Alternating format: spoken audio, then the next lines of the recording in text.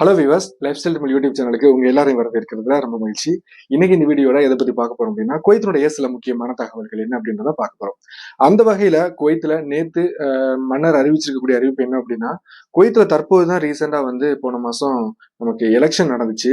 பார்லிமெண்ட்ல புதிய மெம்பர்கள் தேர்ந்தெடுக்கப்பட்டு அமைச்சரவை கூடுனுச்சு. இப்ப தற்போது பாத்தீங்கன்னா அந்த பார்லிமெண்ட் மெம்பர்ஸ், அதாவது அசம்பிளி கலைக்கப்பட்டிருக்கிறதா அறிவிச்சிருக்காங்க. அப்படி கலைக்கப்பட்டிருந்தாலும் சில ஆர்டிகிள்ஸ், சில நாட்டினுடைய சில நடைமுறைகள் 4 வருஷத்துக்கு மிகாத அளவுக்கு அதனுடைய நடைமுறைகள் அப்படியேதான் இருக்கும் அப்படின்ற மாதிரி மன்னர் தெரிவிச்சிருக்காங்க.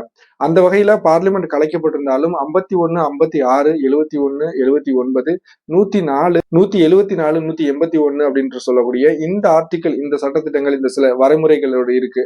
அந்த இதெல்லாம் பாத்தீங்கன்னா நடைமுறையில தான் இருக்கும். அந்த வகையில மன்னரும் சரி, அமைச்சர்களும் சரி, அவர்களுக்குண்டான அதிகாரங்கள் இருக்கும். அவங்களுடைய அதிகாரங்கள் அந்த வகையில போயிட்டு இருக்கும். அந்த அசம்பிளில இருந்த, பார்லிமெண்ட்ல இருந்த மெம்பர்கள் மட்டும்தான் அதுல இருந்து அந்த கூட்டம் கலைக்கப்பட்டிருக்கே தவிர, பிரதமர் அவங்களுடைய அதிகாரத்தின்படி அவங்க அதுக்குண்டான இது நடைமுறைகள், நாட்டினுடைய சட்டத்திட்டங்களை பின்பற்றி நடப்பாங்க அப்படின்ற மாதிரியும் தெரிவிச்சிருக்காங்க.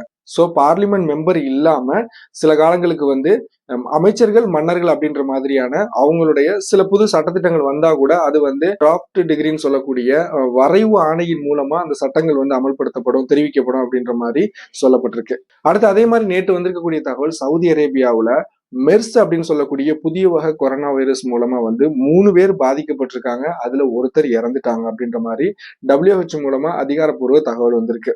அந்த வகையில பாத்தீங்கன்னா இந்த பாதிக்கப்பட்ட 3 பேரும் பாத்தீங்கன்னா 56 வயசுல இருந்து 60 வயசுக்கு உட்பட்டவங்க.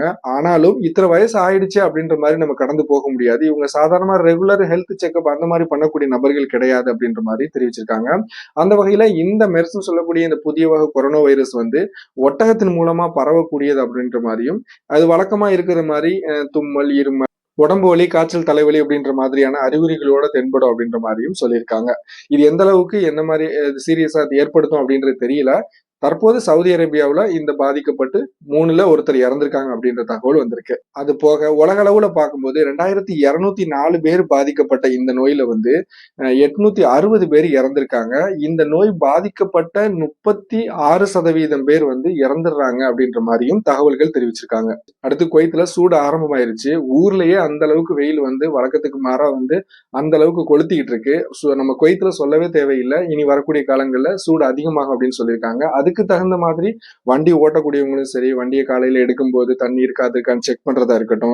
அதே மாதிரி நீங்களும் வண்டி ஓட்டக்கூடிய நீங்களும் அதிகமா அடிக்கடி தண்ணி குடிக்கிறது, அந்த மாதிரி வெயில்ல போறதை கொஞ்சம் அவாய்ட் பண்ணிக்கிட்டு இந்த மாதிரி உங்களோட இதுகளையும் பாத்துக்கிறது நல்லது.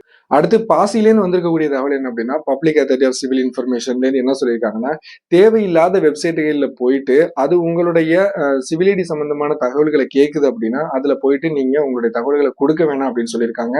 தேவையில்லாத ஏதாவது லிங்க் கூட அதுல போயிட்டு உங்களுடைய சிவிலிடி தகவல்களை கொடுக்காதீங்க அப்படின்றத அவங்க வார்ன் பண்ணியிருக்காங்க. அவ்வளவுதான் நண்பர்களே, இந்த தகவல் உங்களுக்கு பயனுள்ளதா இருக்குன்னு நினைக்கிறேன். இந்த தகவல் சம்பந்தமான கருத்துக்கள், சந்தேகங்கள் எதுவா இருந்தாலும் மறக்காம கமெண்ட் பாக்ஸ்ல தெரியப்படுத்துங்க. மீண்டும் ஒரு நல்ல பதிவில் சந்திப்போம். நன்றி. லைக் பண்ணுங்க, ஷேர் பண்ணுங்க, சப்ஸ்கிரைப் பண்ணுங்க.